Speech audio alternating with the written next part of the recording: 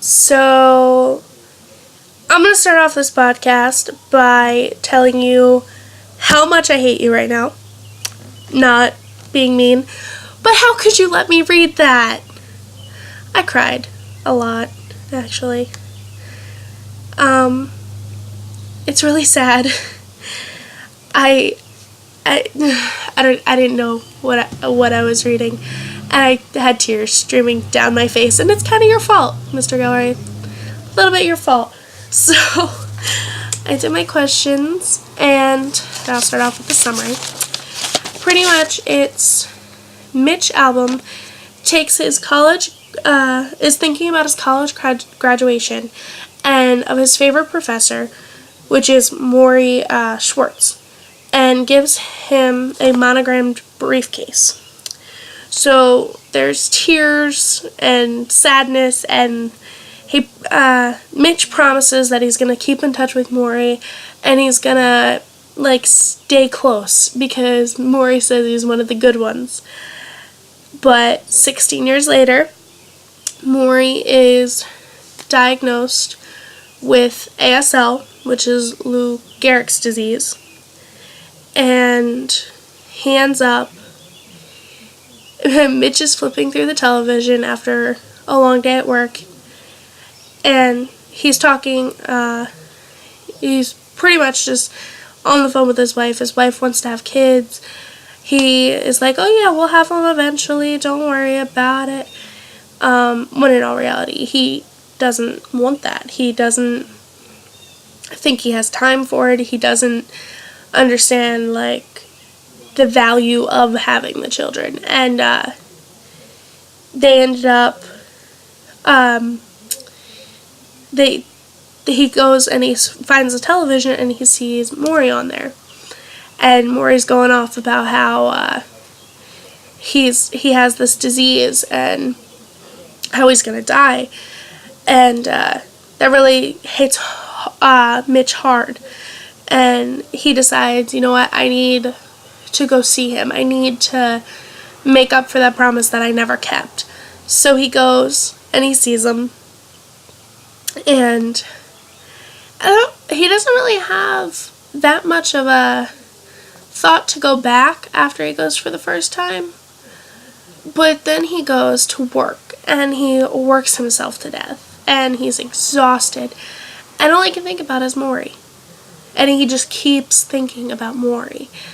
And then they go and he goes for his, he goes and he visits him. And I love that Morrie was like, you know what, you're coming on Tuesdays. We're Tuesday people. That just, yeah, there are no words for what that was.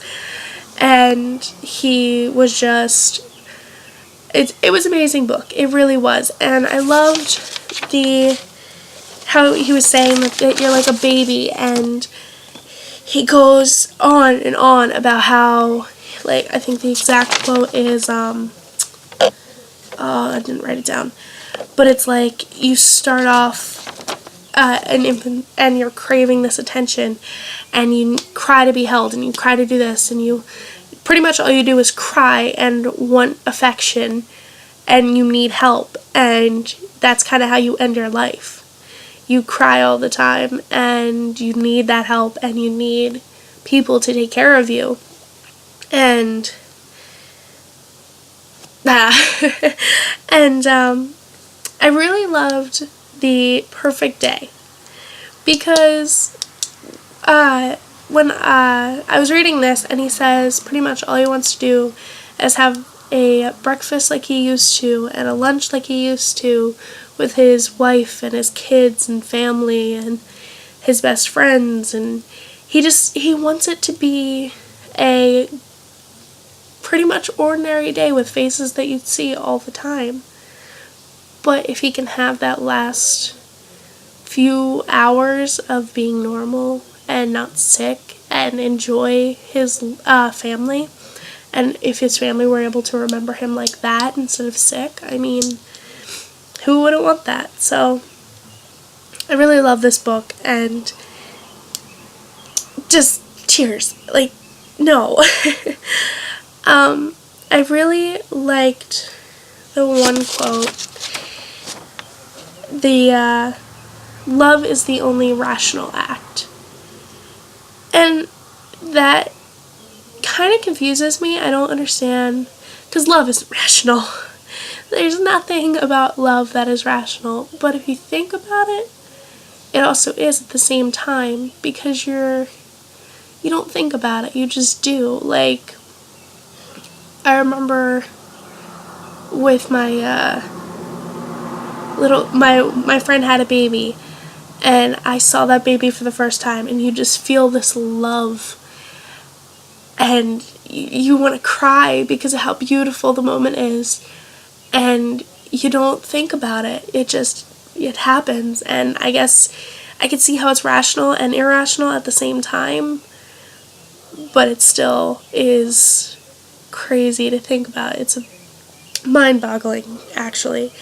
And I like the learn how to die and you learn how to live.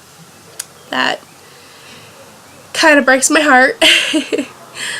But I have to agree. I like the statement. I like, you have to learn that the end is going to come, and it might suck, and you might be old and feeble and need other people taking care of you, or it could be a random car accident, and we never know. But you need to be able to live in order to not regret.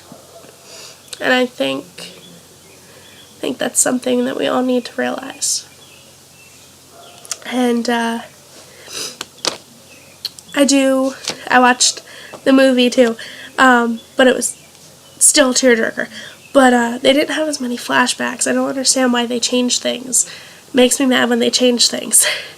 So Morrie says that he doesn't understand why society wants to be forever young, but because there's a time to be young and there's a time to be old. He's had his time to be 22, and now it's his time to be 70. And I think I really associate very well with that, because people have always told me, like, why would you want to be old? Why would you want to do this? Why would you want to do that?